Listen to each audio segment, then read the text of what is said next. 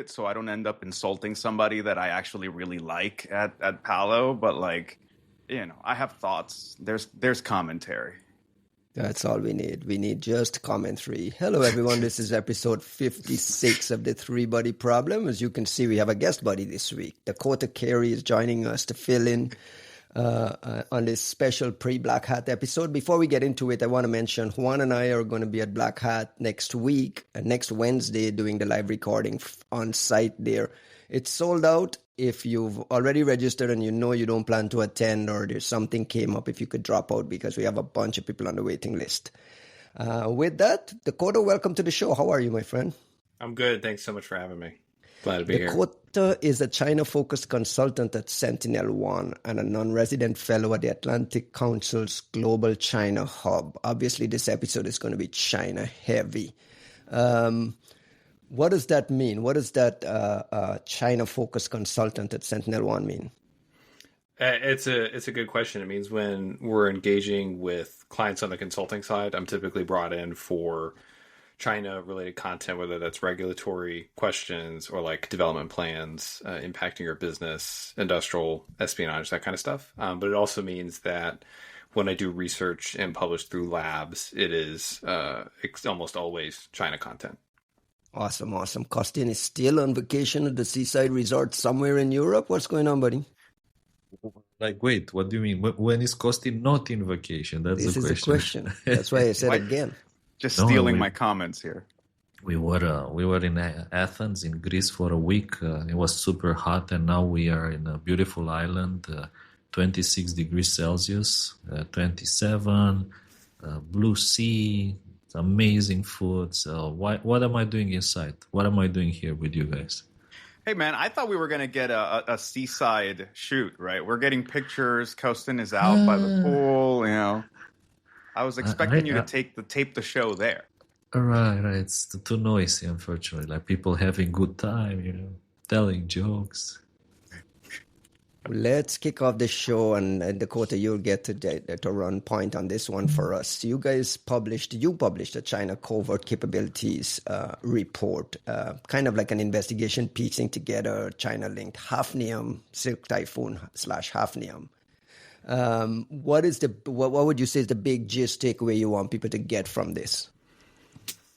A couple things. The first is that the folks that were indicted in relation to Hafnium, particularly in the July 2025 indictments, one of whom was arrested, Xu Ziwei is the guy, contracted hacker who was arrested in Italy, currently waiting extradition to the United States, and Zhang Yu. And these folks worked at two different companies in Shanghai, and they were hacking for what I would argue is the MSS's premier office, which is the Shanghai State Security Bureau. They're probably the most effective MSS bureau within the country.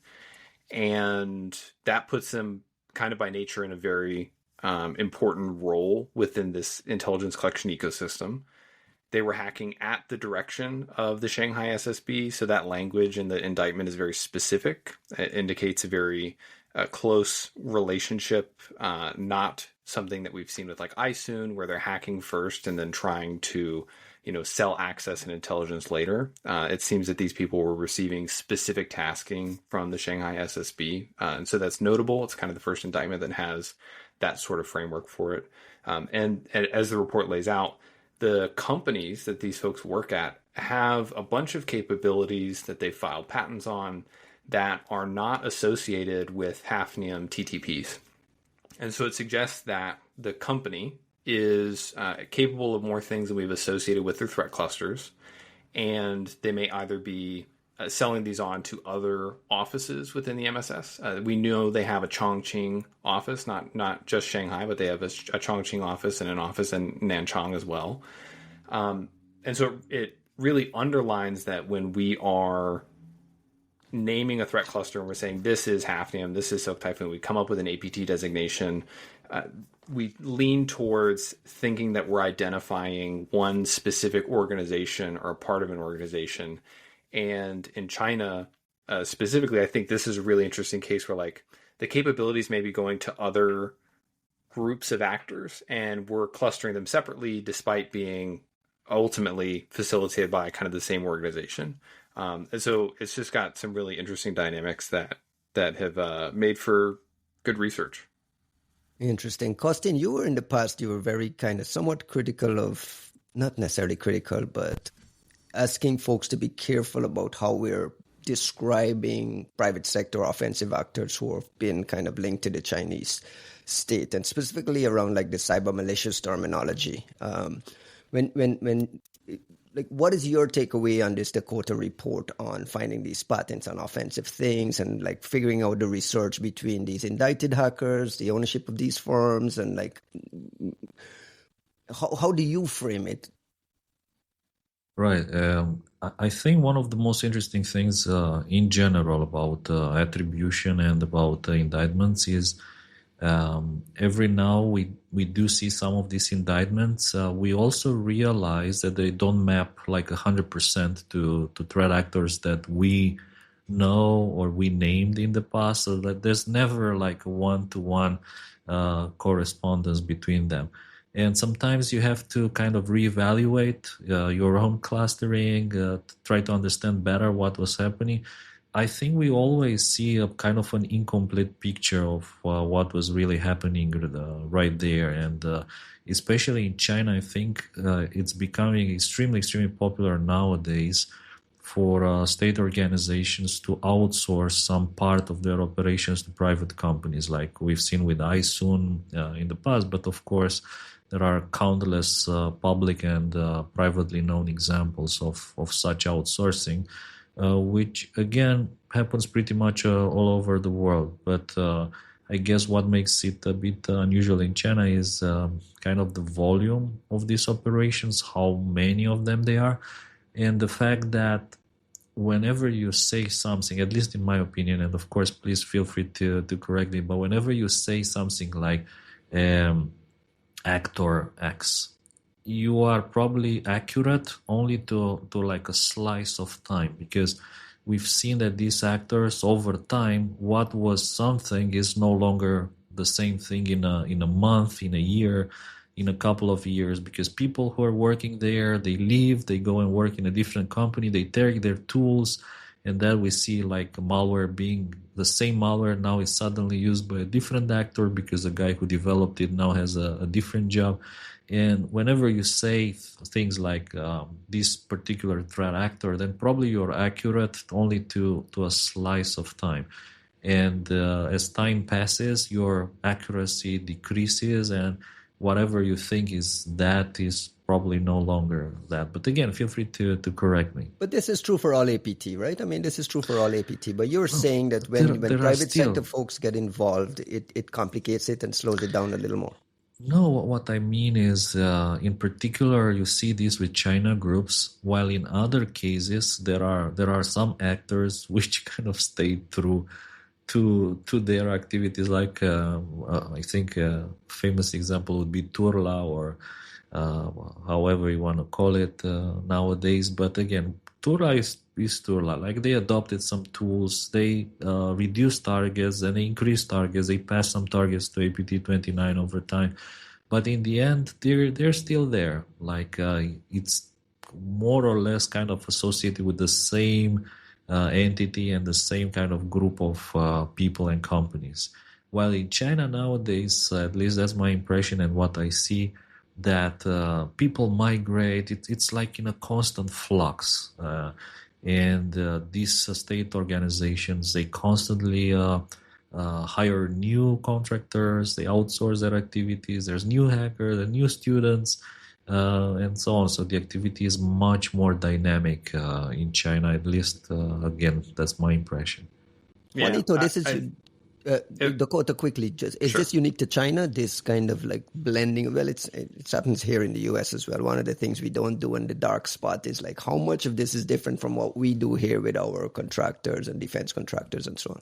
I actually am glad Dakota's here precisely because I had wanted to ask about this indictment, how common getting tasking is in China, because to me that that's the thing that sets this apart from any other like of the discussions about contractor arrangements that I've read over there, and specifically anywhere in like Western IC.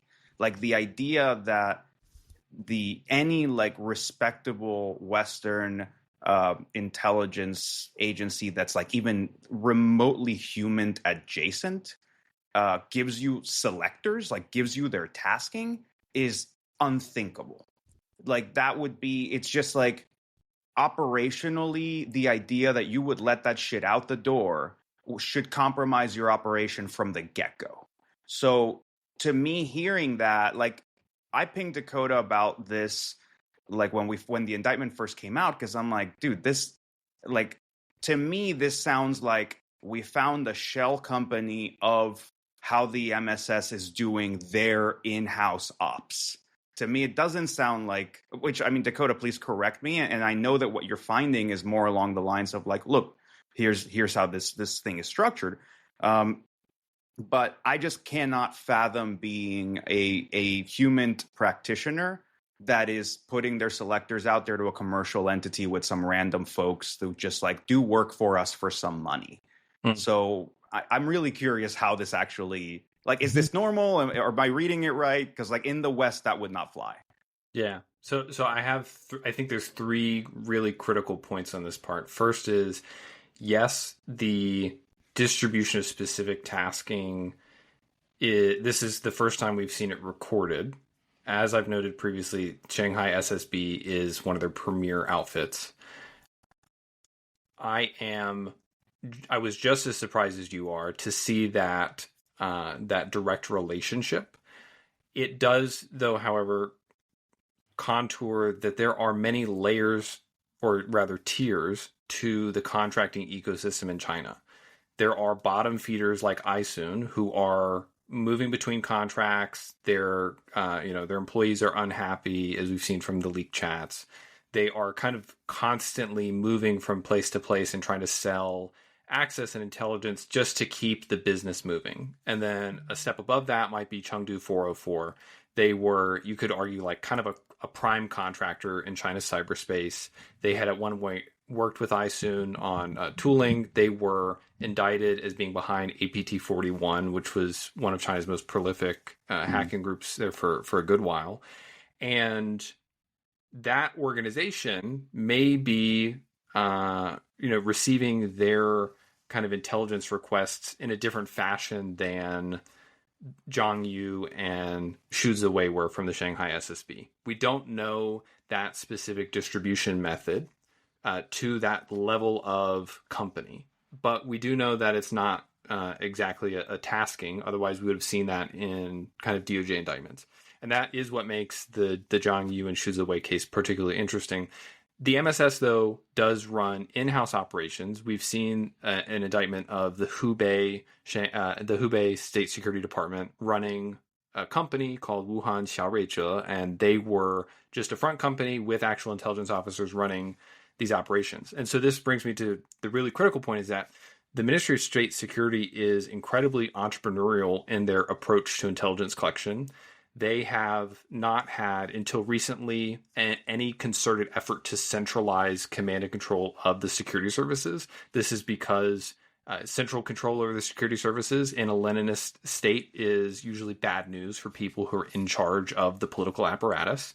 And so there was you can read some papers by Alex Josky about how the MSS actually developed over time on an ad hoc basis on a municipal or provincial level, over a period of basically 15 years that these bureaus were stood up across the country. And so for that reason, they have many different approaches to accomplishing their goals. And you see that reflected in the indictments, in the way that these contractors have been seen to work with another or to compete with one another. But you are right to note that the tasking and at the direction piece from the Shanghai SSB to these two individuals is incredibly interesting. And it's very different from the preceding indictments. Yin Kecheng and Zhou Shuai were indicted in March of 2025, one in response to the intrusions against the U.S. Treasury Department, And it is very unclear what the relationship is between those two individuals and the Shanghai SSB. But we do know that they were apparently associated at one point with Hafnium. So to Costin, to your point about only being right at a slice in time, this really illustrates it because we still don't know the relationship between Yin Keqiang and the two folks who were indicted in July, Zhang Yu and Xu Ziwei. We don't know their relationship. We don't know the relationship to the Shanghai SSB. And we know from leaked iSoon documents that Zhou was trying to sell Yin Keqiang's work through iSoon. So you have this weird picture where it looks like somebody also associated with Hafnium was trying to basically like monetize their work through this other apparatus that's based in a completely different part of the country. And so it raises a lot of questions about their relationship and the relationship with the Shanghai SSB, but like it's a very complex ecosystem, and it's complex because it is diverse and entrepreneurial in its approach to intelligence collection. Do you guys struggle to follow this along? Is there like a language barrier issue that blocks, like not necessarily you, Dakota, because you speak the language clearly, but Costin and Juan, like when you're really trying to track these Chinese threats at this kind of granular level, is there what's the big hiccup there? Is it language barrier? Is it understanding the culture? What do you struggle with? Personally, I think the language barrier is definitely a factor, maybe less a factor these days, if assuming that AI is doing a half good enough job. But I'll say that it's not a small thing, right? But the true heft of that limitation is in not being able to understand the culture. Like I do think like there is a really important aspect to area studies. I think that like area studies sort of bring in that kind of relevance. I don't think it's necessarily critical in most, like in every kind of study, right? Like the idea that like you just simply cannot understand what's happening in, let's say, Iran or the Middle East or whatever, if you're not hella steeped in it. I don't know that that's necessarily the case. There are nuances, absolutely, and it's great when you hear from somebody that knows their shit, but it's not keeping you from understanding the APT ecosystem necessarily. When it comes to China, when it comes to Russia, the culture matters because you see things that like you think are unreasonable or unlikely or like, no, there's no way an organization would do X, Y, and Z. And you're like, yeah, but that's because you don't understand the incentives in Russian organizations. They're very particular. And I think a lot of us have gotten way more steeped in it and found it more readily accessible. When it comes to China, there does seem to be like it's not to emphasize this kind of Orientalist myth of the inscrutability of the, mysterious Grand China. It's just to say that it is very different, like conceptually different. And like it's obvious that you can grasp it, but that it isn't readily within grasp, right? Mm-hmm. Like it's not just readily available, not to somebody like me, at least. Yeah. And I think I'm glad that you said it that way, Jags, because it really isn't about the inability to grasp it. It's just that with Russia, we have had decades to consume and interpolate and push into mass media, movies, TV shows, books, podcasts, some level of understanding about the Russian system that is kind of automatically built into the way that we have interpreted global events and our history as a country. And so I think the intelligence services in the United States and in Europe, but also the organizations that kind of abut those industries do have a better latent understanding, specifically because they've had time to think about the other country more. And so I think you're exactly right. It's just like we have a long history of having to deal with Russian intelligence services in a way that we have ignored Chinese intelligence services in that same period. Costin, you have a thought on that part?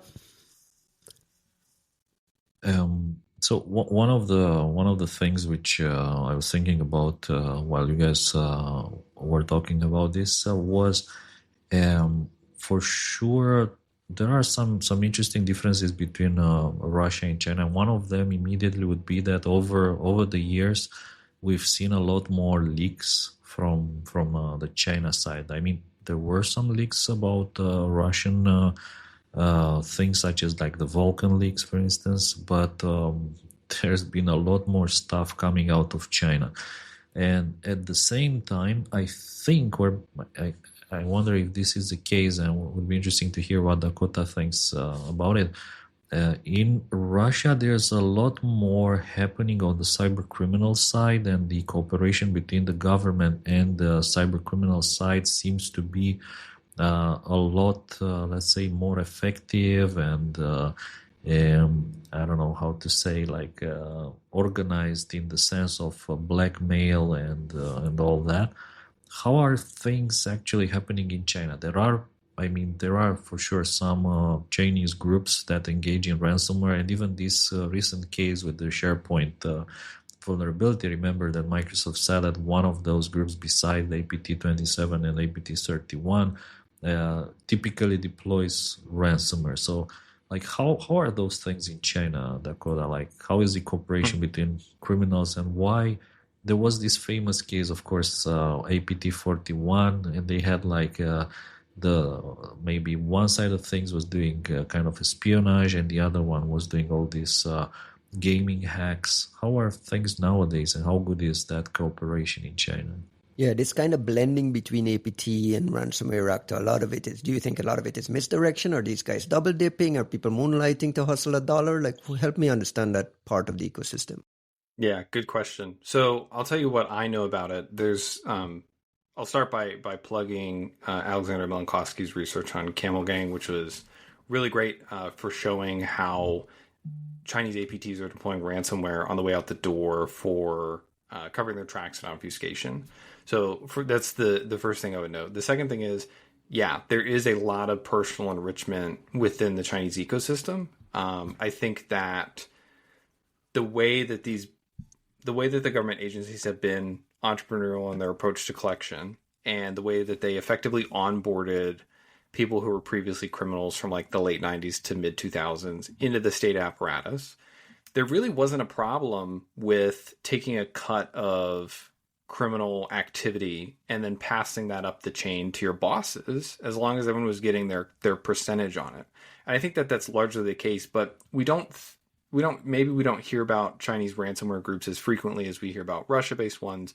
And I think that this goes out to a different version of criminal organizations' funding methods in China are different than Russian ones. I'm not an expert in the Russian ecosystem, and I'm not an expert in Chinese criminal organizations. But from what I'm aware of, the way that organized crime in China makes their money is very different. They prefer the pig butchering scam is incredibly popular. And What is the pig butchering thing? Can you spend a second? So, of course. So a pig butchering scam is when you get a text message at Friday in the evening, and it's just somebody saying hello, or somebody says hi, or they're like, oh, this is, Sarah or Michael or whatever. Don't you remember we met at this place? People who are lonely in developed economies, who have money to send, will fall into romantic relationships with people who are slaves in Cambodian and Thailand and Indonesian and Philippine labor camps that are run by Chinese organized crime. And they are compelled to stay and work in these camps and text people in developed economies to raise money for their own release.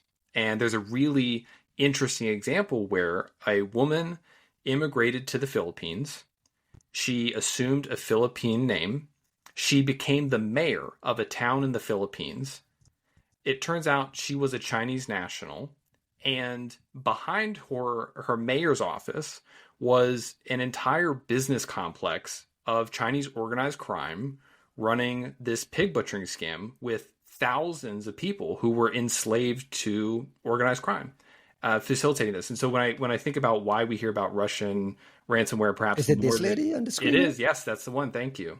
When I think about like why we hear more about Russian ransomware than Chinese ransomware, I think it's because their organized crime bodies have chosen a different path to commercial profits than the Russian ones. I don't know a great deal about the Russian ecosystem, but that's what sticks out to me as the main reason why we see these things is very different or in frequency.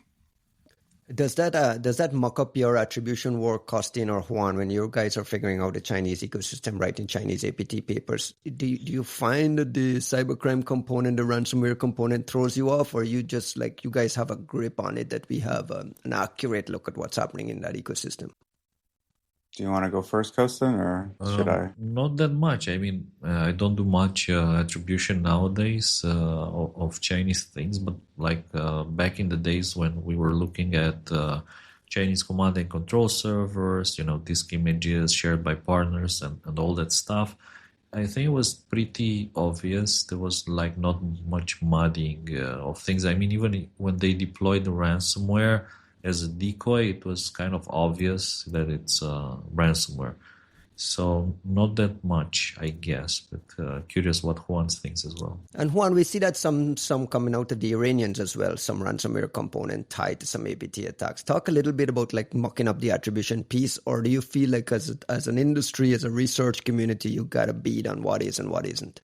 So I think we're taking two important points and maybe twisting them a little too closely together. So let me kind of sort of unspool them a little bit. There's the China part, and there's the ransomware as like sort of misguiding attribution and or pushing us to misattribution. The ransomware part, we've seen it either as a cover for action and just trying to clean things up, or as like blended groups that are clearly, doing a little bit of moonlighting. They do state ops during the day, they do ransomware at night, and everybody's happy. I don't think that we're having a very hard time with that, at least not for the time being. The Chinese efforts, like the Camel Gang stuff, or even the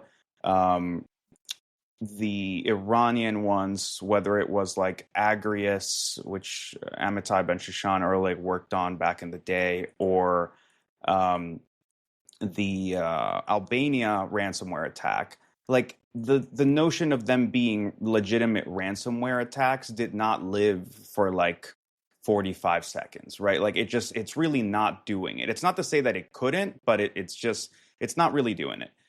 As far as that misattribution goes. Now, on the China side of things, personally, I have thrown my hands up, and I'm trying to come back, and I'm trying to learn. I'm keeping an open mind. I'm also actually starting to spend more time trying to learn about China and their ecosystem and their bureaucracy and where things are politically right now and where they've come from. It's taking me a while, right? Like I'm trying to like 3.1x audible my way through learning what's happening in China.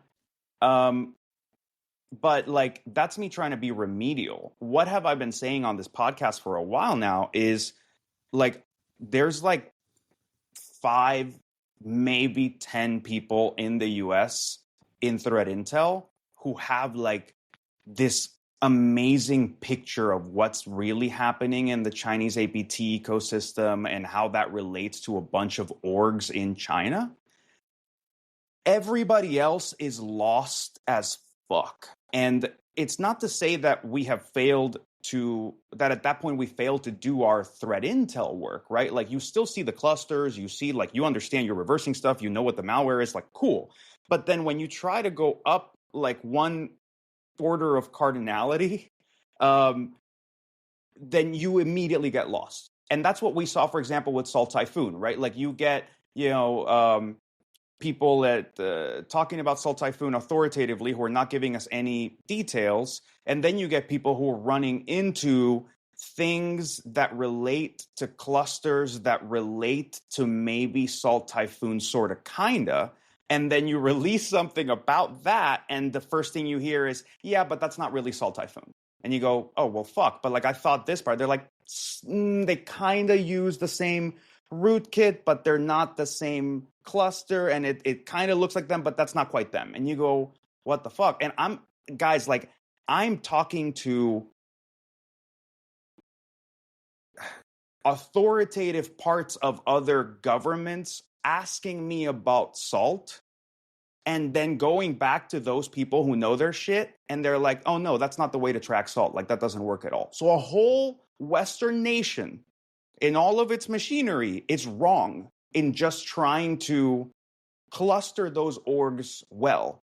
So those of us just moonlighting at it, or like hanging out, like me trying to tourist my way into the Chinese APT ecosystem, I don't know what the fuck I'm talking about. What does that tell you about what people like me who are just reading these reports and trying to go? Are you suggesting that that public visibility and public understanding of this entire world is just like flaky?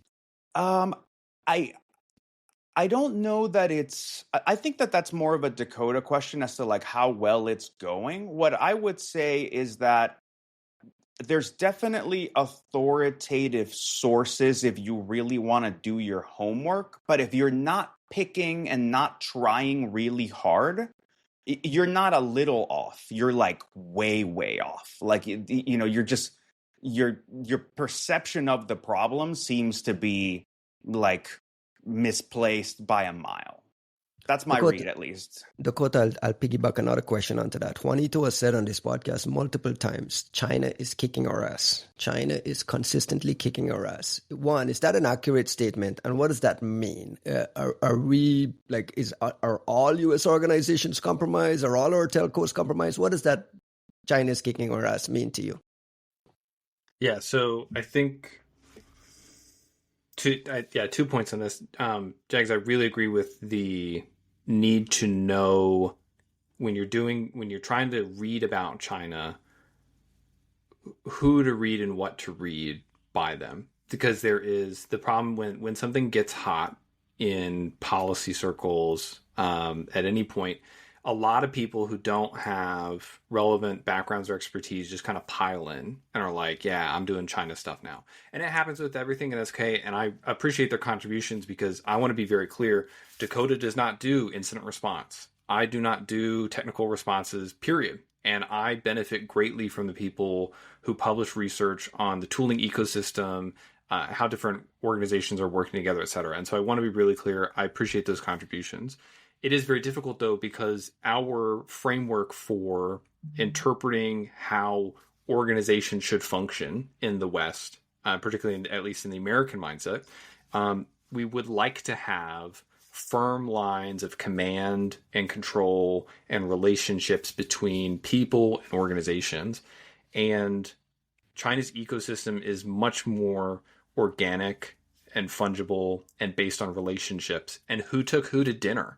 And who spent the most money, you know, at a very nice bathhouse for the guy who's deciding who wins a contract. Like, there is so much stuff that even people who are very aware of the system cannot see. And part of it is just owning that we won't know and that we can't know how some of these decisions are made unless you have godlike access to Chinese telco infrastructure and microphones, right? Like, you literally just, if you're not playing at that level, you just cannot understand how the relationships are making impacts on these decisions. The second part, though, on is China kicking our butt, is kind of something that I've thought about in a long time. And I don't want to open the like cyber power index question, but I have a draft sitting on a computer, and the best thing I can come up with is like, Open it. We don't fact check. It's okay. The Chinese are like looking for that draft now. Fervently. Well, it'll be. I'll give you the top line. I think that when we think about who's kicking whose butt or who or what matters, is this concept of like, is that country satiated with their own access? Is China fulfilling its intelligence requirements to a degree that they are satisfied by, and or are they adding new requirements to that list because they have this workhorse capability? And I think one of the things that kind of defines why China is kind of the pressing cyber threat at this moment in time is that they made all these investments to improve the talent pipeline. There are now hundreds of companies at a minimum kind of competing in this offensive ecosystem. They apparently have a method for distributing intelligence requirements to a large group of people who can bid on these things and win contracts. And as a result of that, they are going after perhaps more targets than they would have done previously. And so you end up in a place where you know, is China satisfied by how much intelligence collection they're able to do in the United States? I think is a better question of whether or not they're kicking our butt, because I don't think it's relative to their intrusions versus our intrusions against each other's systems. I think it's more a question of like, are U.S. policymakers getting their intelligence requirements filled at the rate and percentage and speed that they want them to be filled? And if the answer is no, then we should think about the U.S. offensive ecosystem. If Chinese policymakers are happy with the rate that their intelligence requirements are being met, then they're satisfied. And so I don't know like how to weigh out the question of like, who's bigger or badder in cyberspace, like whether or not they're kicking our butts. But my question is like, do they think they need to do better, or are they really happy with their current level of collection? And that's the way I'm thinking about this type of question. So I love that framing. I feel like I have a perception about the answer to one half of that question, which is like the US side of it.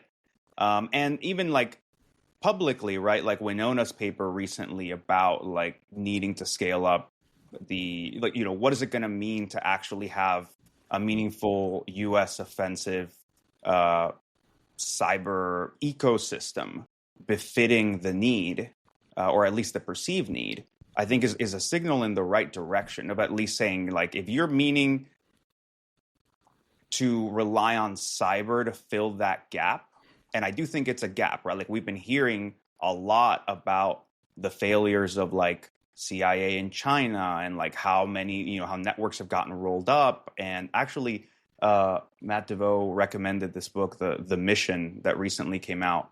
And I want to go on a tangent about that book, but essentially, I'll leave that for later. But the discussion about how CIA networks got rolled up in China in the past like 10 years is actually pretty meaningful and damning. And on the other hand, you have, FBI metrics on like Chinese penetration in the US and so on.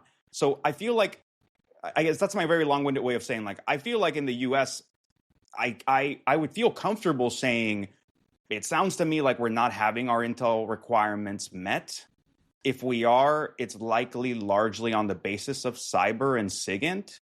And you have people like Winona rightly arguing that if that's what we're going to rely on, like, we're not really meeting them pound for pound. We're probably meeting them just on like NSA's technical capabilities are just 10 cuts above anybody else's.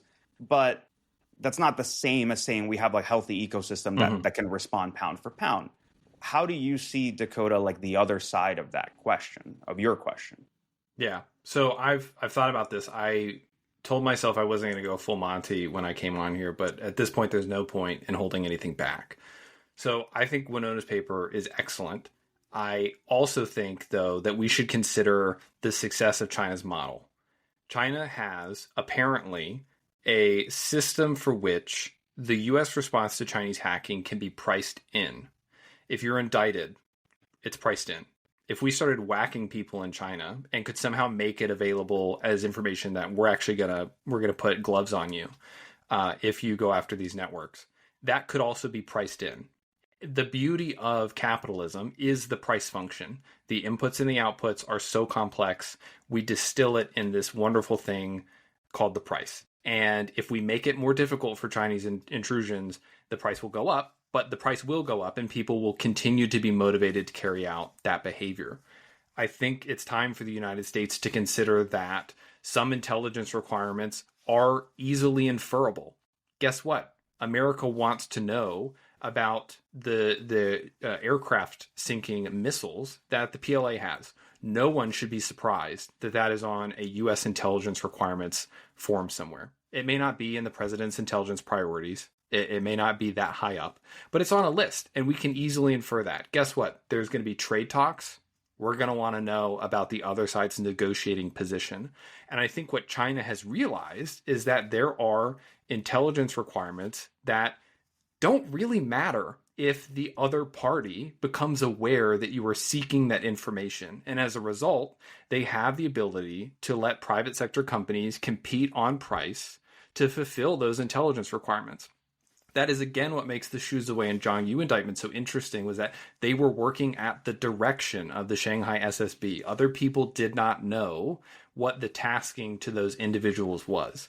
And if you look at the other indictments of the Chinese ecosystem, it seems like there is a clearinghouse or an organization or a group of people responsible for bidding out other intelligence requirements. And I think that the US government, if we're going to talk about hackback and whatever that might mean at the White House and national security level, I think we should start asking, actually, what part of our intelligence requirements can we bid out to an offensive ecosystem of US and Western-based hackers? The requirements are readily inferable.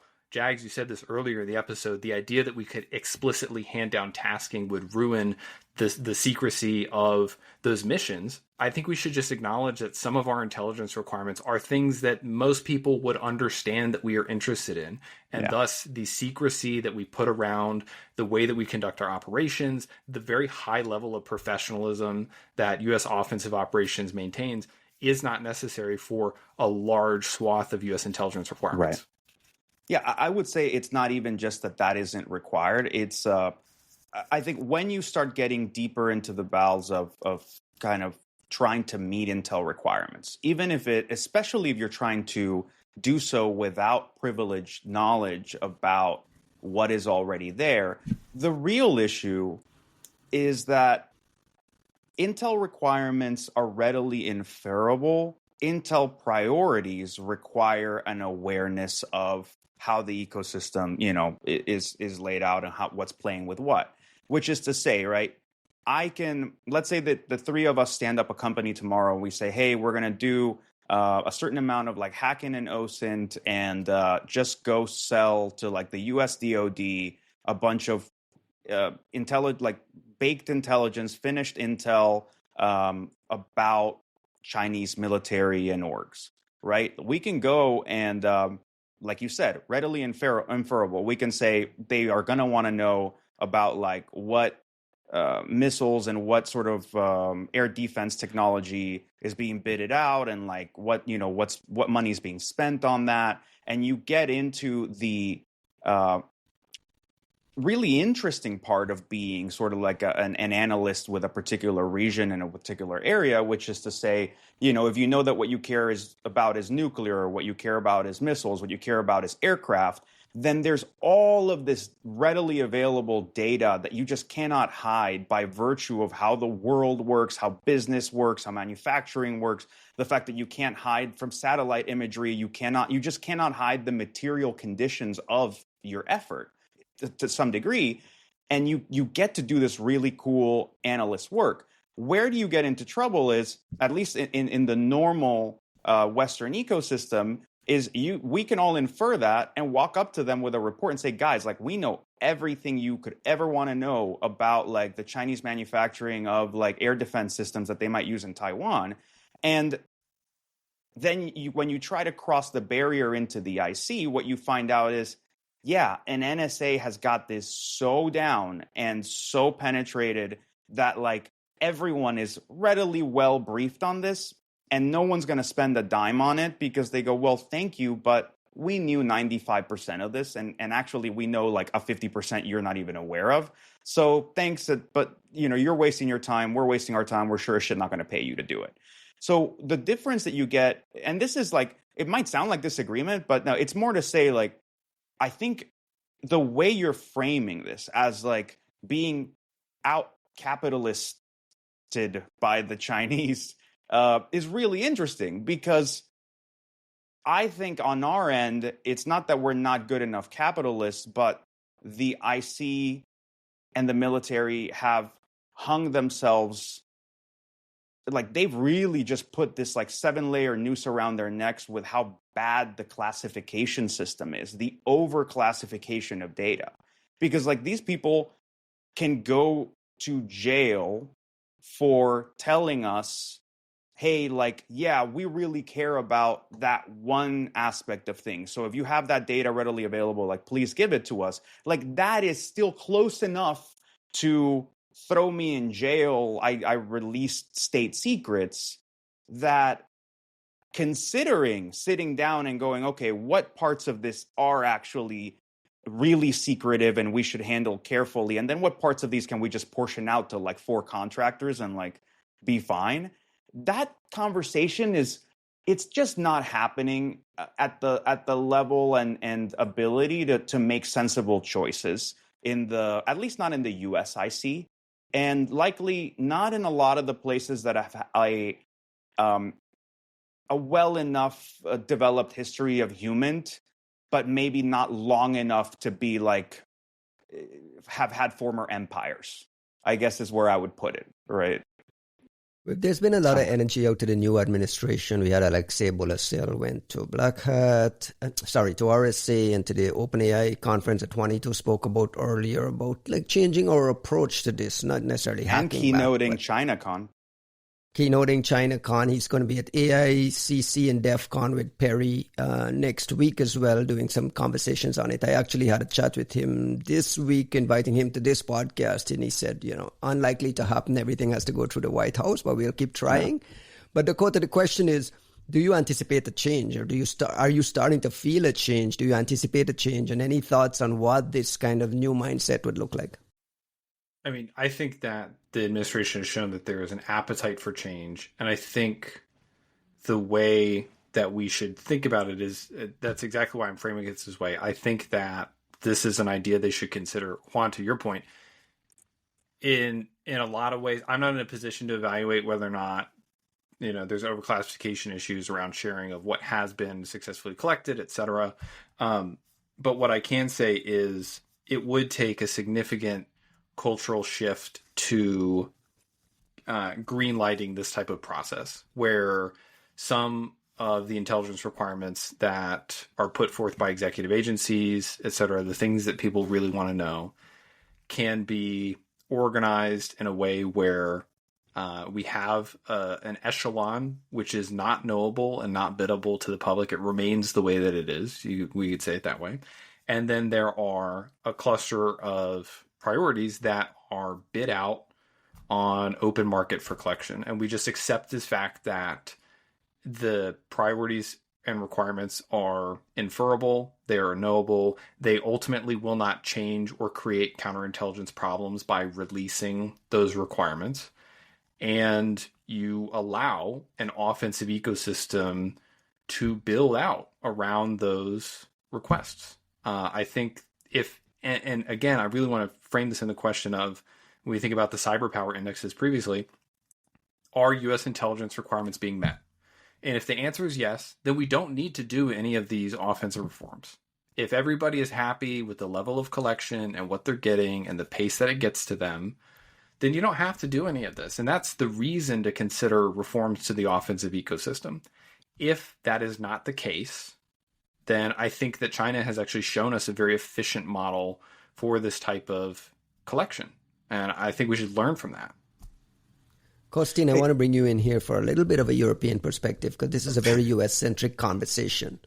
We have to imagine the Chinese are infiltrating European organizations, European government, diplomatic institutions, and so on. Why is there not enough, or why is the noise on the public reporting front so quiet when it comes to Europe versus what's happening here in the US? Is it just geopolitical things? And how do you view this conversation from your European lens? Are you going there like, listen to these Americans, or this resonates with what you guys think you have to deal with there?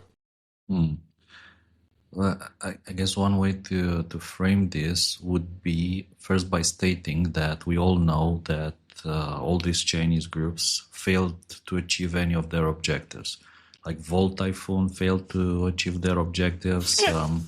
Obviously, Sol Typhoon failed to achieve their objectives. Otherwise, it would be a huge scandal. NSA line?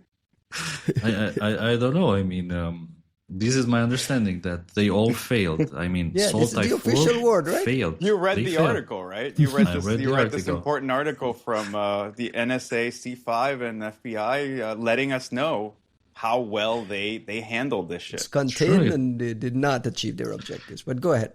Dakota, did you see the Chinese ecosystem respond to this categorical failure? Did they decide they're done APTing at all? Like it's just not worth it at this point? Or has the news not broken? I think the party line is that China does not commit offensive hacking. and is a victim of American hegemony in cyberspace. I mean, it's hard to contend with that. At least not on TikTok. Mr. Europe, Sorry, hold on, Costin, we didn't let you. You started this shit, look, man. Everything failed. That's obvious. I mean, Sol Typhoon failed miserably because if it didn't fail, it would be a huge scandal. I mean, there would be IOCs, there would be blogs, there would be stories, and there would be like outrage. And there's nothing. None of that actually happens. So I think they failed miserably. And I don't think they failed, like all these Chinese groups, I don't think they failed because they kind of misattribute attacks or they drop ransomware. I think the reason they fail is because our understanding of their objectives is not in line with their understanding of their objectives. So we think that they were supposed to do something, while in reality, I think they also have a different set of goals from our set of goals about their goals. So to put that into like more clear words, we are trying to catch them and they're trying to steal our stuff. And this dynamic is probably worth revisiting if you want. Either to rebalance it into one direction or the other. Like we should steal some of their shit.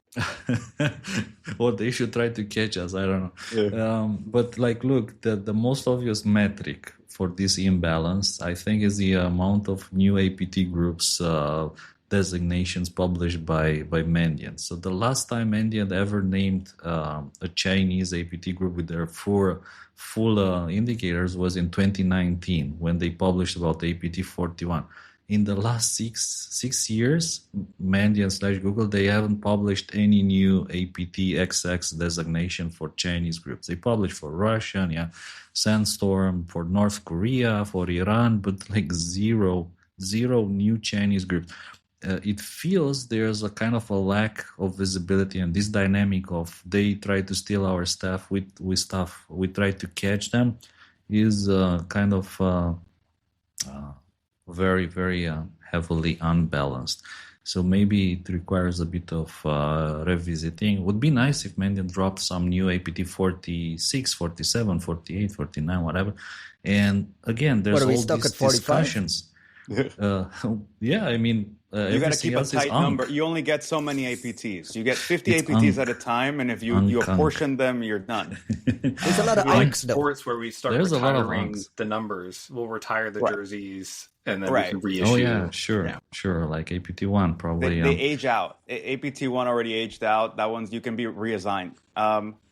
I actually, so Costin, I'm sure that the visibility piece is a part of it for a certain tier of Chinese APTs. I'm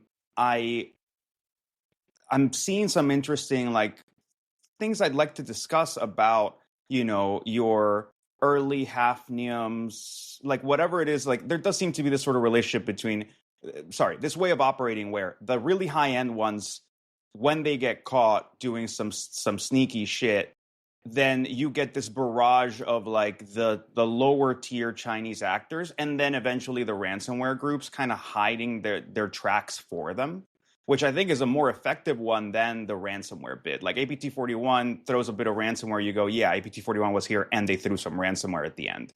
But the Hafnium style folks, we've seen it twice now, of you start something sneaky and stealthy, you have an exploit that no one else has, you are leveraging it in a way that's just not going to get you caught right away. The minute folks start catching on, then you just toss it to the wolves and you flood the zone. And it worked last time, and frankly, it kind of worked this time too. But I don't know that I can put that entirely at the feet of lack of visibility. I think that there's a soft power issue here that we have failed to account for, in that I'm hearing from enough folks in different shops that big companies are actually not allowing them to talk about China anymore.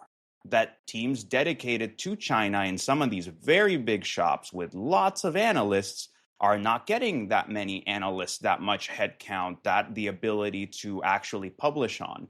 And, to me, is there a hint there? Is there a hint there that this is tied to economic interest? These big shops might be making devices in China. A hint. It's not a hint. It's an overt fucking statement of saying you've got companies like Cisco, Google, I'll call Cisco, names. You just Microsoft. You just blink. But no, look, this is really simple. Haves and have-nots. Does that company that produces CTI have manufacturing in China, or does it not? And then you look at their APT reports, and you can draw a surprisingly clear diagram of who's publishing still on China, who's calling out Chinese APT teams proper. And it's to say that I think it's admirable that you Is it still have... self-censorship, or is it they're getting someone in a Chinese HQ office leaning and brushing shoulders with someone? I think it's self-censorship resulting from somebody in the Chinese office somewhere leaning into somebody and telling them that it's enough. And frankly, look, it's hard to judge the response from a company like Cisco or Microsoft, or Google, whomever, when you look back at it and you're like, look, CTI is cool and all. It's great that we're doing these cool little blogs. I love it. But, if they stop making Google Pixel phones, this company takes a fucking hit that's yay big, and also can't readily bounce back from that immediately. Like, moving manufacturing is going to take you 18 months, and you may not even be able to ramp up to the same levels without a sizable investment. Like, it's not a small thing. That said, and this is where I particularly wag my finger at Apple as the main contributor to this problem. Out of my mouth. Go ahead. Dude, I've mentioned this book at least 4 times in this podcast, and you motherfuckers still haven't read it. But Apple in China is an insane book. It changed my view about China, about Apple, about where we're at. Even that Oppo phone that I brought back from Singapore and adored, everything made a little more sense. But to TLDR that shit for you, it's essentially the Chinese were able to play Apple into essentially growing their advanced manufacturing capabilities in sort of almost like a debt-financed way. And Apple played right into their hands and taught them how to make the most advanced devices on Earth, and suddenly got surprised when these Chinese state companies started to come out with phones that were not only of the same quality or greater quality than the iPhone, but suddenly were innovating faster than Apple was. So Apple created modern Chinese manufacturing and all of the shit shows we're seeing with all of these different companies. And they've kind of just shamefully shut up about it and kept moving. But that's also to say that if Apple got played this way, what do you think is happening with Cisco and others when global manufacturing is so complex and so difficult these days? And it's not Vietnam's trying to ramp up, India's trying to ramp up, but even there, you're not talking about an ecosystem that can readily produce the parts, that can readily train the people, that can readily, you don't get to cross the street and go buy a giant manufacturing machine that only exists there. You have to build up an entire ecosystem of manufacturing. And it's going to take a decade at least and bajillions of dollars. Do you think... Do you think this filters down to the Apple threat intel team, though, that they're, for instance, it's noticeable that Apple has never really documented and disclosed a Chinese iPhone implant, for instance. Is there a conspiracy there that there is this little bit of self-censorship, even at Apple, to slow down on documenting major Chinese things? I think that there is no culture of censorship at Apple when it comes to these things. I think it has shaped whether they ever even bothered trying to go at this problem the way the rest of us were for at least a decade, where like they just didn't play ball and decided to focus on the hardware engineering bit. And like it was like this immense hubris of Apple to think that they didn't need to do threat intel the way everybody else did threat intel. That's some silly shit that you do because you don't care about the privacy of your customers. We're just going to build these like categorical fixes at a hardware engineering level, and then we're going to make it hard, and then it's just not going to be a problem at all. And then, lo and behold, yes, you built some amazing devices. It's still a problem. You've just made it like it's a smaller problem. It's a more contained problem. But what you have created is now an intractable problem because we can't monitor these things or like actually stay on top of these things, right? And to the point of Dakota's blog, right? You have all these patents of these companies that we know are part of like the higher end, contracting tier for espionage that have patents and stuff for Apple devices and essentially show that they have in-house prowess against, those platforms. We haven't caught any of them. We don't know what the fuck is happening. And it's not because they're not doing it. It's because people don't have visibility. Now, on the Apple end, what you have is a mixture of their bizarre approach to security as a thing that has to be handled in a kind of culture of marketing silence, colliding with a deficiency in what they've produced as like their approach to threat intel, where it's more human-y.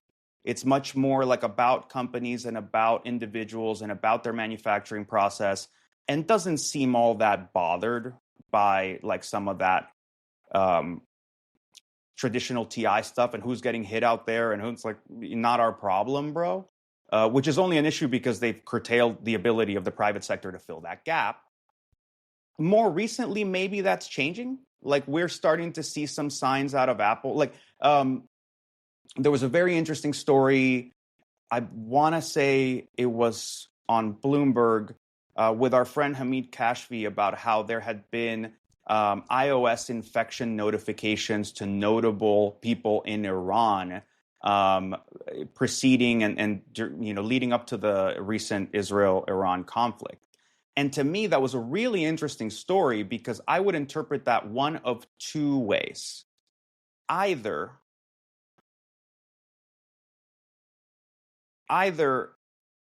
the Israeli gov is using commercial solutions for iOS exploitation, say like NSO or Paragon or whatever the hell. They're using PSOAs for operations relevant to a hot conflict. Because, as far as we know, Apple only really seems to track and notify people when it's PSOAs and not any other type of nation-state activity. Or their Israeli gov is using their in-house tools, and Apple is actually tracking and notifying beyond mercenary and PSOAs. So to me, that's a really important story in one of two possible configurations. So maybe things are changing at Apple. Maybe, we should give them some credit, but I don't know, right? It's such a secretive org and such a sort of bizarre player, and it just doesn't play ball with anybody, that I don't know which way that shakes. It's fascinating that Apple, the threat notifications that Apple have been sending in this case, describes the attacks, according to Patrick Howell-O'Neill at Bloomberg, who claims to have seen this. Our boy is back. Exceptionally rare and costing millions of dollars. Apple said the extreme cost, sophistication, and worldwide nature makes mercenary spyware attacks some of the most advanced digital threats in existence today. This attack is largely targeting you because of who you are or what you do. Interesting that Hamid, who we've had on the podcast talking about the Israel-Iran war issues recently, said he found 12 victims, all inside Iran and working either in the country's technology sector or in the government. So fascinating that Apple is proactively warning and documenting about this. Can we give us a quick shout out to Patrick Howard-O'Neill? Like, he's back in the journalism business and like has hit the ground running. And of all places, I think I'm happy for Bloomberg that they're essentially building up their rep after some of the stories that haven't been so wonderful that kind of made Bloomberg a bit of a punchline, and now instead you come with somebody who like just punches so far above their weight that like in the time he's been back, it's been like 3 already like amazing stories have come out of Patrick. So well, you're preempting me because the next story we want to touch on, we're already an hour in, and this conversation has been fascinating. Dakota, in your Hafnium report, you mentioned proxy logon and some of the MAPP Microsoft Active Protections Program, which is this pre-notification of vulnerability information to AV vendors and security vendors to give them a chance to build detections and so on prior to the thing. Patrick Howell O'Neill at Bloomberg is reporting here, along with Ryan Gallagher and Maggie Murphy, that Microsoft is investigating whether there's been a leak in that MAPP program that's tied to the latest Sharepoint vulnerabilities. Microsoft is looking into whether there were shenanigans at play with Chinese vendors inside MAPP. Dakota, help me understand what we're reading here and what are the implications. Yeah, so I'll start way back in 2012 when this company called DP Tech was removed from MAPP by Microsoft for apparently having sent along information that was provided to these AV vendors in China through MAPP and weaponizing it. That was, 13 plus years ago. And Eugenio Benincasa, May Danowski, and I just put out a thing through NATO Thoughts kind of detailing the timeline for Chinese companies being added and removed from MAPP. And since that 2012 removal, Microsoft has not made any more public statements about who was being removed and why. Some of these companies were apparently removed because they were added to U.S. entity list under Department of Commerce, Bureau of Industry and Security, etc. But we also don't know why other companies on that list were removed from MAPP. And so the concern is that information being sent to these companies through MAPP is then being weaponized by offensive teams in China. There are a number of companies on that list who are also participants in the Ministry of State Security's vulnerability database, the CNNVD. I think it's 12 out of the 18 companies from China in MAPP are participants in that database. So there is both a mechanism and incentive for these companies participating in MAPP to weaponize the access that they have.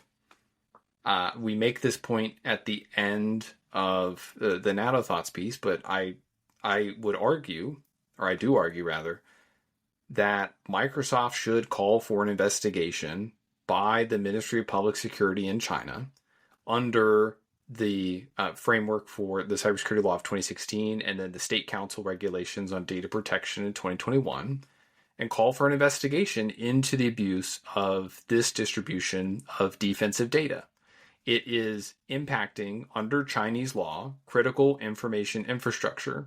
And as a company with services and business in China, Microsoft is certified to operate under the multi-layer protection scheme, which is overseen by the Cyberspace Administration of China and the Ministry of Public Security. They should call for an investigation into how defensive information sent to defensive companies in China was weaponized. I don't think it's outside or beyond the pale.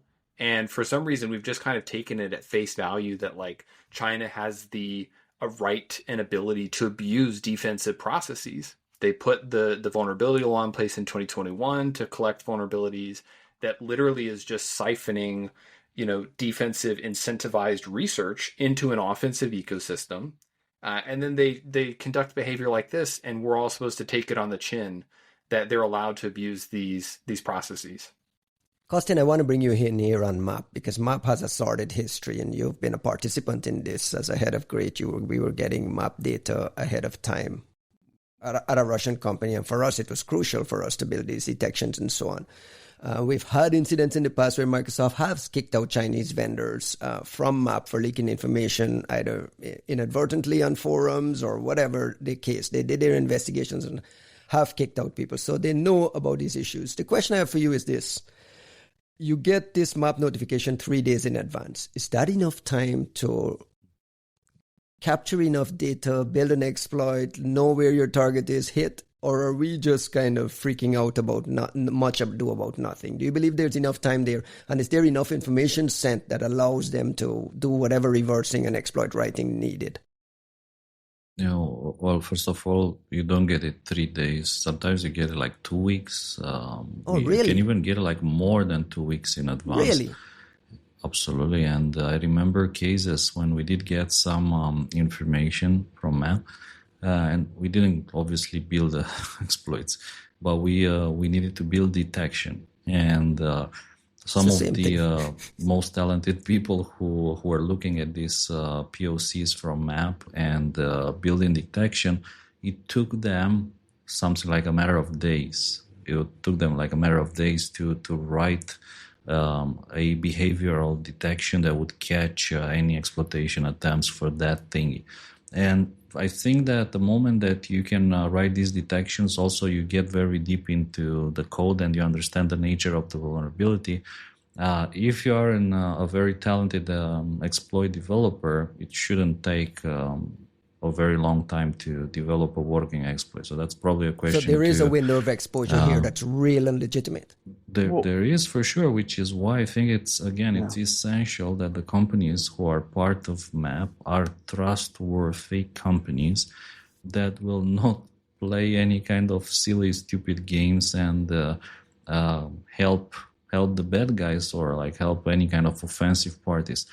Of course, there's always been the other question around is that the moment that you report it to Microsoft, like what kind of entities will get this data, again, national security laws and so on. But as far as I know, there are no documented cases of any Western entities exploiting any of these bugs before they were patched by Microsoft. And at the same time, we have all these cases like recurring, like over and over, we're coming back to the same issue, which is we suspect that these Chinese APT groups somehow got their hands on this vulnerability report. Did they get it from the company? Did they get it from Microsoft? Did they get it from one of the companies in MAPP with their help? Or maybe they actually, they targeted and infected one of these Chinese companies in MAPP and they're stealing the reports this way. Also, by the way, I want to recall a case in which we reported some stuff, including like a real sample. So like from that moment on, by the way, we stopped reporting any kind of real samples and we only reported POCs. So Microsoft? And we were like, yes, we were because like, why? I'll tell you. We were repeatedly like we're being asked, hey, we got the POC, that's awesome, but can you guys share the real world, like the exploit which implements all sorts of mitigation bypasses? And we stopped doing that because one of those samples actually ended up on VirusTotal like days after we shared it. Like we said, like here's the sample, and then the sample after being shared with MAPP, it ended up on VirusTotal uploaded from China. So from that moment on, we stopped sharing like working exploits. We only shared the POCs. Simply, because maybe it was a mistake. I don't know what it was. It can simply be something as a mistake. You accidentally upload it to VirusTotal, maybe right-click, scan on VT, things like that. But the moment it's on VT... It's on a VT. VM with like what is it? Sysinternals Process Explorer and the wrong settings. Like things just like fly. Things just fly. And from VT, well, of course you still need a subscription and so on. But there's like a lot of people who are hunting for 0 days on VT, running these things in sandboxes. Of course, Haifeli is actually running a lot of OLED documents. Through sandboxes simply to catch 0 days. So that happens. And obviously you need to be careful and sometimes it's best to be a bit paranoid and more careful and make sure that you don't leak any of these 0 days anyway. Important question, Juan, and you can jump in. Okay, go ahead.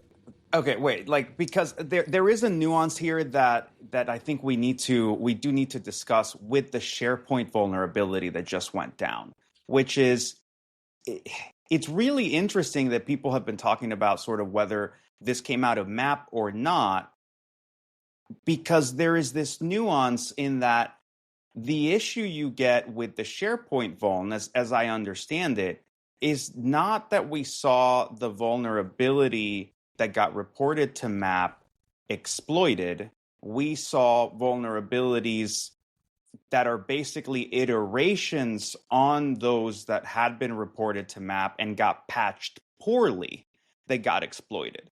And it kind of puts a different onus of responsibility on Microsoft and MSRC, because essentially they drew attention to the fact that there was a vulnerable area because they had quote unquote patched it, but they had half-assed the patch. So what they did was point people to a place that was readily vulnerable for a slightly different, literally 1 byte different method of exploiting the same vuln. And then that's what got exploited. Like, there is kind of a minor deviation, but it's at MSRC's feet in particular for half-assing the fix in the first place. Let me ask a top-line question. Does the benefit of MAPP, going out to security vendors, getting detections in place, getting rules written and so on ahead of time, outweigh these leaks that come with these severe consequences? What do you think, Costin? Do you think that MAPP is a program Microsoft should even revisit, as whether it's even necessary?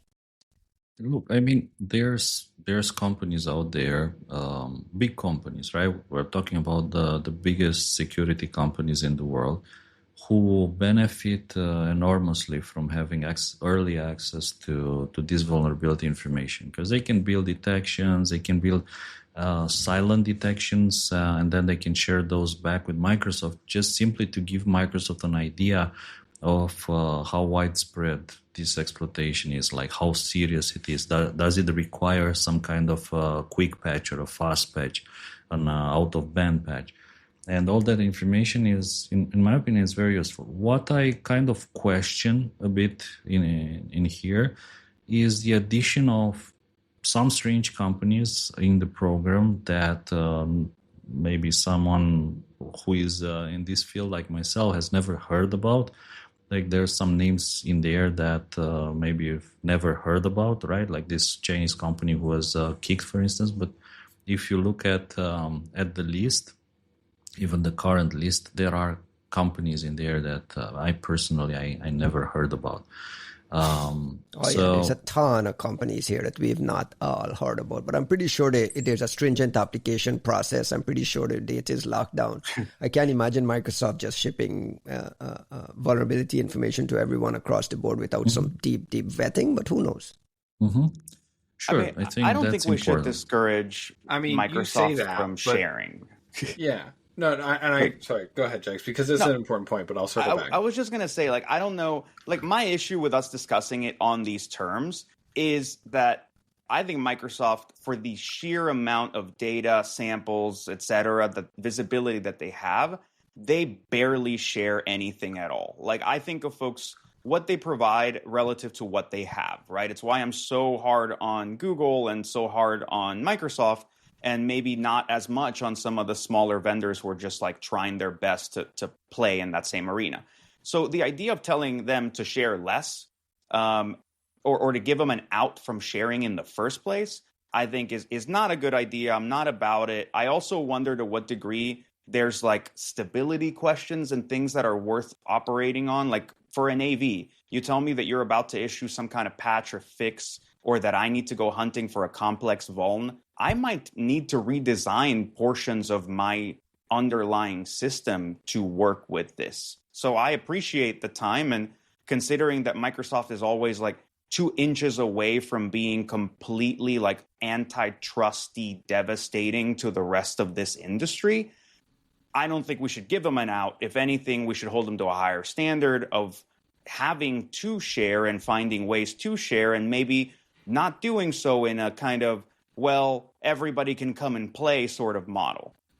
Dakota, are we also encouraging? Are we also encouraging? Let's this kind of geopolitical balkanization of things, where let's stop giving the Chinese, let's stop giving the Iranians. We kick Kaspersky out and we kick Positive Technologies out of MAPP already. So the Russians don't get this protection. If Costin's argument is that this advanced protection really does help customers down the drain, and we treat it as some sort of geopolitical gift giving, aren't we making the ecosystem less secure as a whole? I think if that was the motivation behind the decision making, I would agree with that.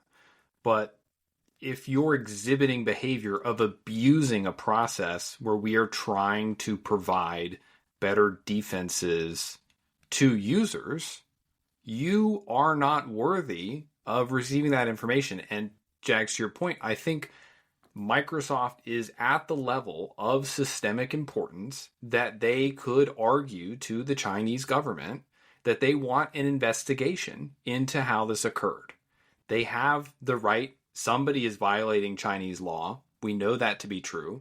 Microsoft could even provide the Chinese government and regulators with an appropriate amount of data to facilitate an investigation, and China can demonstrate to the rest of the world that they are serious about the protection of data, that data security laws matter, and that they will uphold their own laws on companies domestically and internationally. I think that this is an opportunity for China to show the rest of us that they are not worthy of this criticism that they're receiving. But the reality is the process is important.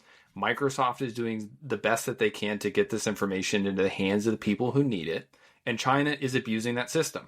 And I think if other Chinese companies want to remain in this MAPP program, they can join Microsoft in calling for an investigation. But we can't just pretend like there's not a political solution to this problem, which is to say the Chinese government draws the line in the sand and says this behavior is unacceptable. They have already done that with a number of other behaviors in cyberspace. They facilitate and enforce rules in that country like nobody's business.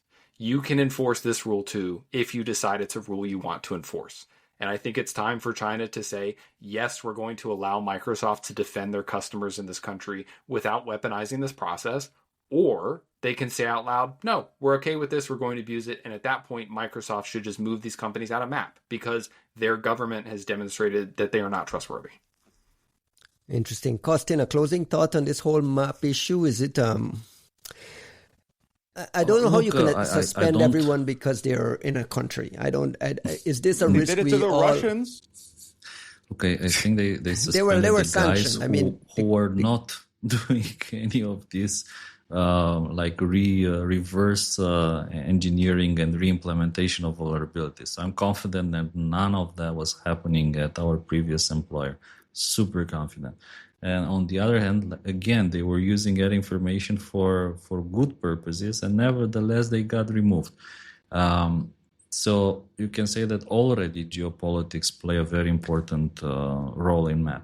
It's important to fact check a little bit here that the two Russian companies we're talking about were sanctioned by the U.S. government. So that kind of affects the legalities of this sharing this type of information. It wasn't just that they were Russians.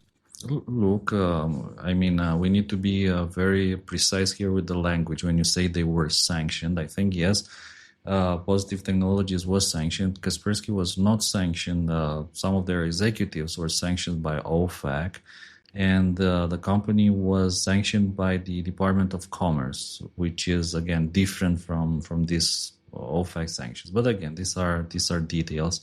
My point being that I'm confident that they were not doing anything wrong or bad with the vulnerability information. Maybe one solution here would be to put like some kind of high-risk vulnerabilities, such as the Exchange one or this Sharepoint vulnerability in a different class, like the vulnerabilities which have a huge risk and the impact to be weaponized by APT groups for mass access or espionage or ransomware. They should be like triple patched first, including with mitigations, and only then you share the vulnerability information. And another thing you can do... But that's when defenders need it most. prior to, right? I disagree if you triple patch them, but by triple patch I mean you patch and then you patch the cause and then you put like and then you patch the patch. You increase the buffer like what we used to do in the old days, right? If we had the buffer on stack and we knew that there's no way you can write more than 16 bytes on that buffer, we would put like 16 plus 4 just to be on the safe side. And some of my friends were doing 16 multiplied by 2. So they are essentially doubling the buffer size just to be on the safe side. So you do the same, like you increase all the buffers by 16 bytes and around the vulnerable code, rewrite it, re-implement it, triple patch it, and after that you release the vulnerability information. I think that's one possibility. Here, if this is a world we're living in where everyone is like stealing each other's hat and everyone's rushing to instead of protecting people is just like how do we exploit them more effectively, then this is one of the measures that you need to take. You need to like show a carrot and show a stick. Like if the carrot doesn't work, show the stick. So we all agree that MAPP is important, but there are some risks that we have to absorb, and there are some things that Microsoft can do to kind of push the needle forward and kind of get a grip on this, the Chinese gap. Is that a fair assessment of what the conversation is? Yes.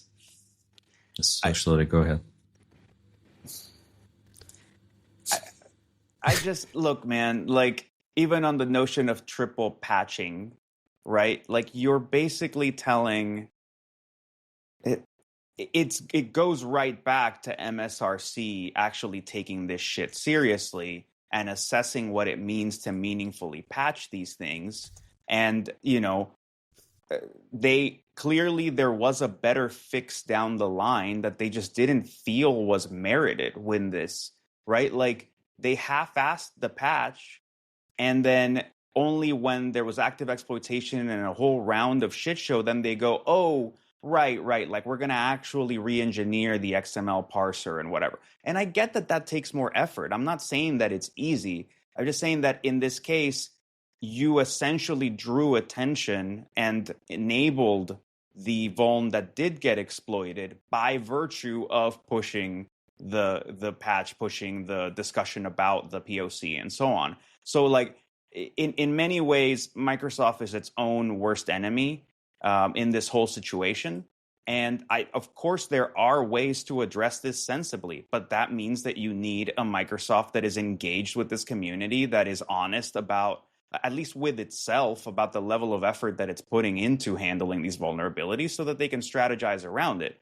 But if you're lying to yourself, as it seems like one side of the house seems to be doing to the other, there is no way for you to get, a grip and somehow mitigate all these possible downstream issues that you're creating for yourself. Costin has to bail out. Costin is on vacation with his family. He's going to drop from the podcast. We are an hour and a half in, I promise. He promised us we will get an hour and a half of his time. So appreciate you, my brother. Thank you for checking in. Any last closing thoughts? Before you drop, because we got to get to two other small stories before the entire podcast. There were some other interesting stories, and I hope you guys have time to cover them for sure. Dude, you needed to be here for Secret Blizzard, bro. What the fuck? Secret Blizzard, like, yeah. I think that's a fascinating story, and kudos to Microsoft to changing their typical, I don't know how even to call it, like marketing style. Single naming of threat actors in blogs where they just mention one name that nobody else has a grasp on instead of the names that everyone's accustomed to. So kudos to them to including like Turla and all the other names that we've known over the years. Bro. Harmonized, fantastic. They harmonized super hard. It was really good. I think that's fantastic. I think that's also, it's a fascinating story. And also, again, second kudos for uploading the sample of the malware to VirusTotal. It was uploaded, I think just before the story went live, the sample hit VirusTotal. I was keeping an eye to see if it appears, and it finally appeared. It was uploaded from France, I think. So I thought it was awesome because the story talks about the malware, but there was like no Apollo Shadow sample anywhere. So now the sample is on VT. You guys can go and take a look. And the other fascinating story from this was this rehashing of UNC 3886 and their virtual environment operations. I think this is one of these fascinating Chinese groups that, if you want, they don't look like anything. Maybe that's the best description. I love how Juan was talking about Salt Typhoon. Like, yeah, but like this looks like, yeah, but that's not the Salt Typhoon that we talk. That's a different Salt Typhoon thingy that you guys talk about, because like Salt Typhoon looks like nothing. So your nothing doesn't look like our nothing. So this UNC 3886 is another of these groups which almost looks like nothing. They just reuse public tools, rootkits, reptile rootkit, but also pretty cool techniques to deploy tools inside the virtual machines and on top kind of create a CNC mechanism that doesn't use TCP/IP. So yeah, I thought that was another interesting story from this week. So I hope you guys have some time to talk about that. We'll bring you back next week. We'll bring you back next week to dig into a little bit of it, because your old employer, Kaspersky Antivirus, was somewhat implicated in this. The secret blizzard. In the Turla story.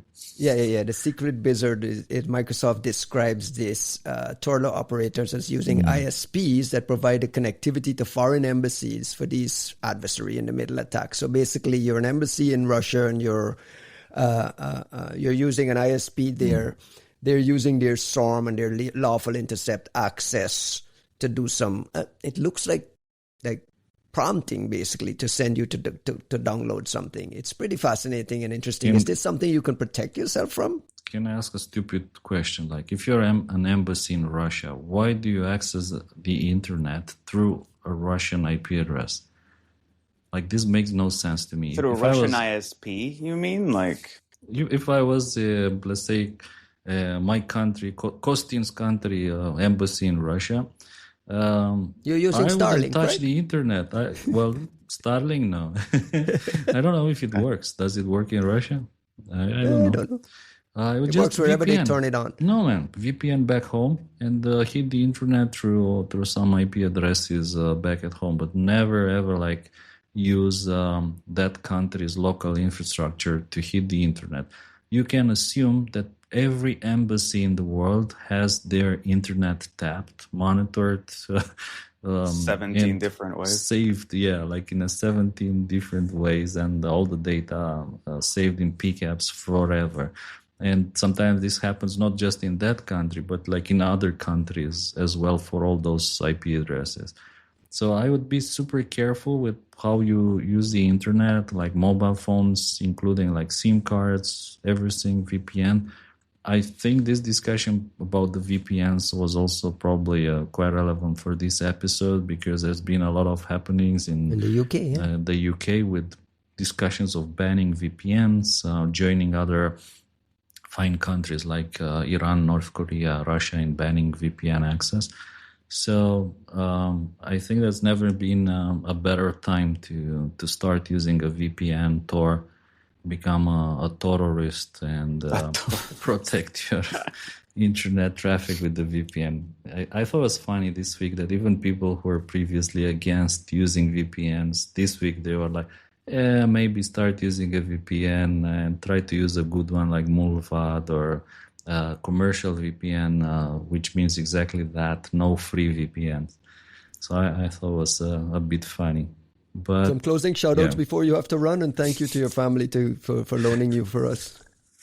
Well, shout-outs to all the friends back at home who are like filling in for me with the work, even if like I don't do any kind of work. They know who they are.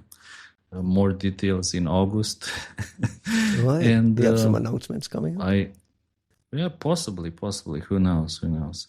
And by the way, if you ever visit Santorini, highly recommended that you stop in a place called Vlihada. It's like very beautiful, very quiet. The food is amazing. Prices are not too bad. And even now in August, it's like 26, 28 degrees. Highly, highly recommended. And you can rent a boat even if you don't have a license. Like the guy here, Listen to this guy. we ask him like, I'm just sitting here like, the license? guys, for your next European vacation, Santorini, absolutely, highly Rent a recommended. boat and eat it. This podcast My wife- sponsored by Santorini. Santorini. My wife was asking, Tourism hey, board. do you need a license to rent a boat? And the guy was like, madam, this is Greece. We are in Greece.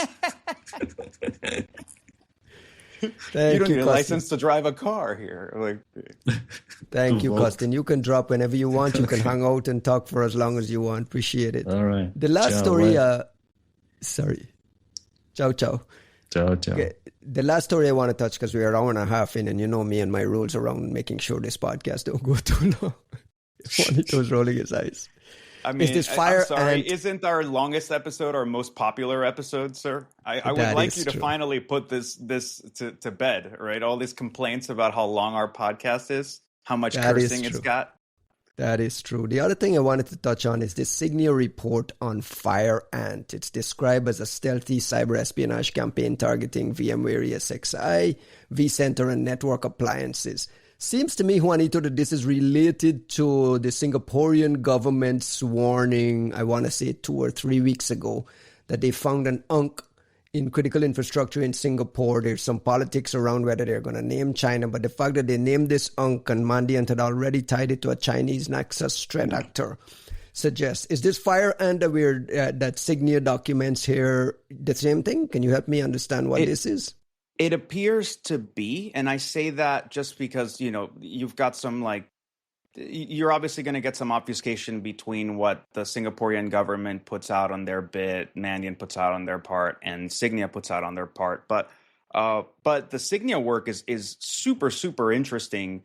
And whatever's going on with this Fire Ant UNC 3886, like whomever they may be, I think we're obviously seeing an actor that's like a cut above than, you know, some of the other, right? Like Costin mentioned, it's like you get these like kind of, he says APTs that don't look like anything.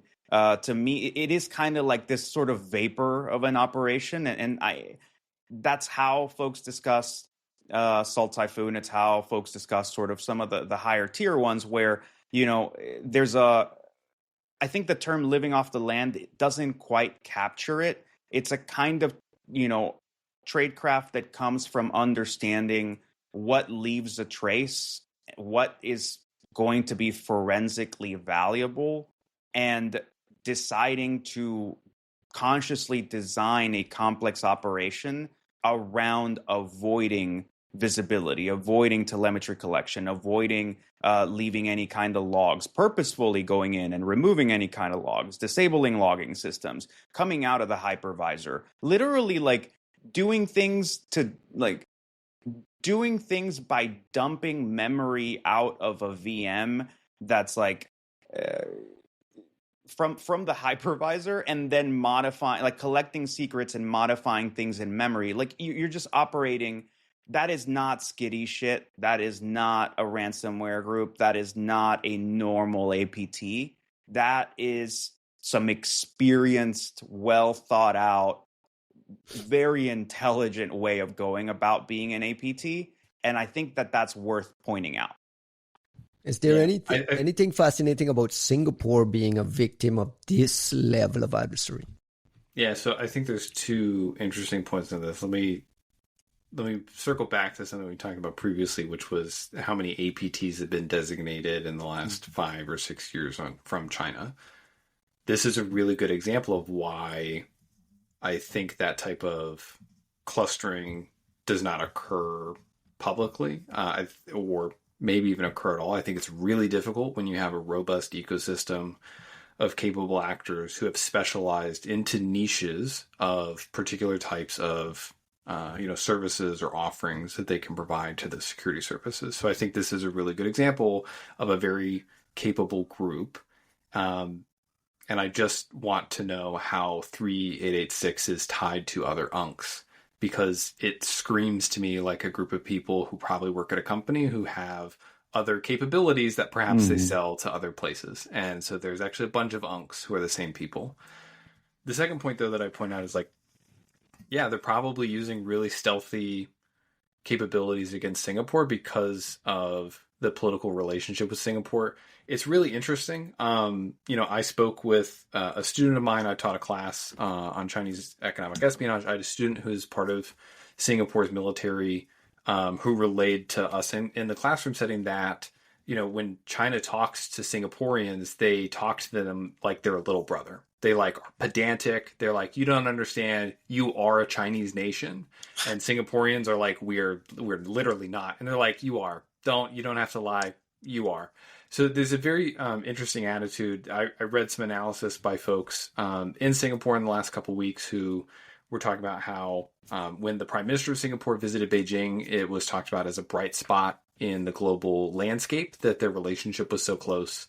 But at the same time, Singapore has signed intelligence sharing agreements with the United States on cyber intelligence specifically. It's really interesting to see this type of intrusion because on some level, I understand why China would not want to be caught in these systems. One, because of the intelligence sharing agreement that exists with the United States. Two, if you're trying to win over Singapore is like this critical third party. If you look at where they are geographically, really important in any Asia-Pacific wartime scenario. They're incredibly rich trading partner with both countries. If you look at it from the other perspective, China was getting a bunch of their smuggled NVIDIA GPUs through Singapore into the PRC. We look at enforcement mechanisms. The U.S. has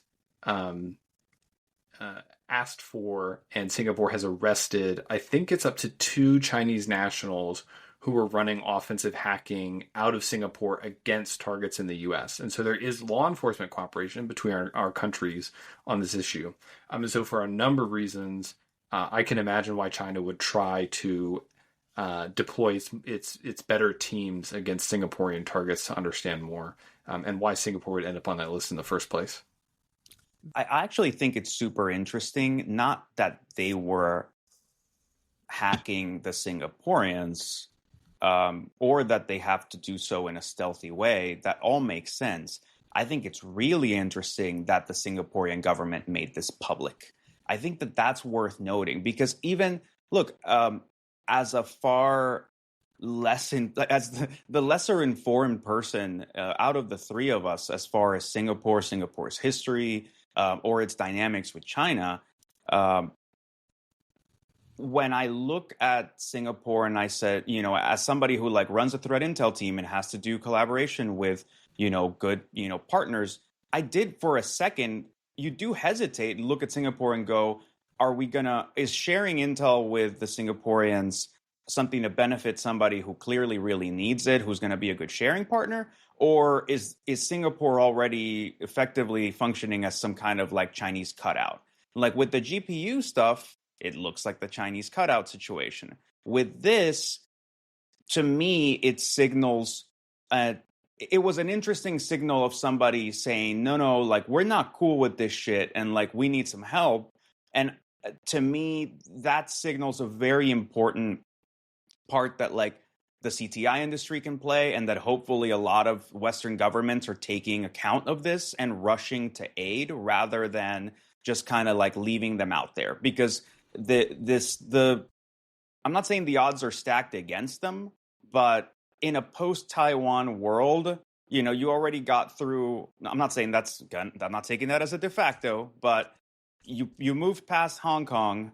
You now are going after Taiwan. I think what happens after in a post-Taiwan world to a Singaporean state?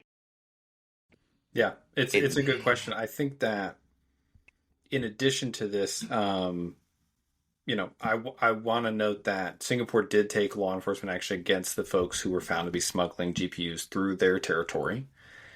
And conversely to that, Singapore is also the location of many home wealth offices, which facilitate or are trying to facilitate the offshoring of Chinese wealth to a jurisdiction and investments that the Chinese government cannot seize it from people who want their assets overseas. It is one of the most significant markets for facilitating those transfers. And so, again, another reason they would be interested in... Could be an anti-corruption move from China?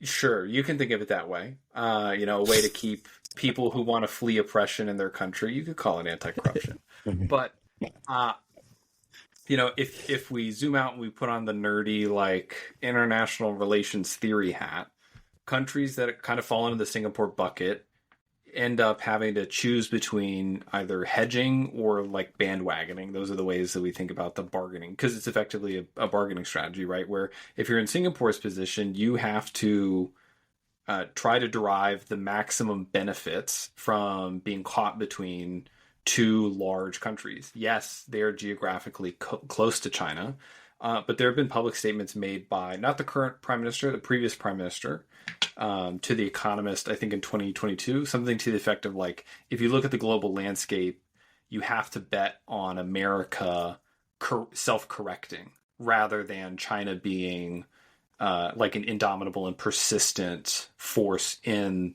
global affairs. And that was strictly based on our governance systems.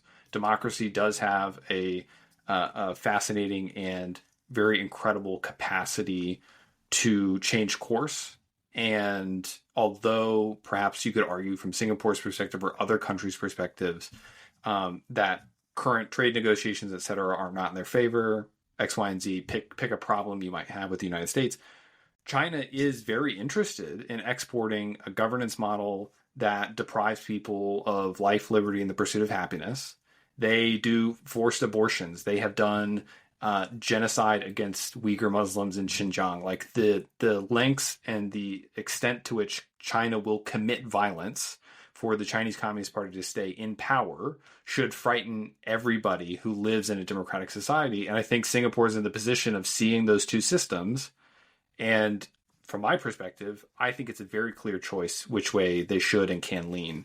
And to your point, Jags, it's a question of like, how much can we risk that preference given our geographic proximity to this growing power? Juanito, quickly, who is this company? What are they called? Signia. Who is this company, Signia? Why is the visibility?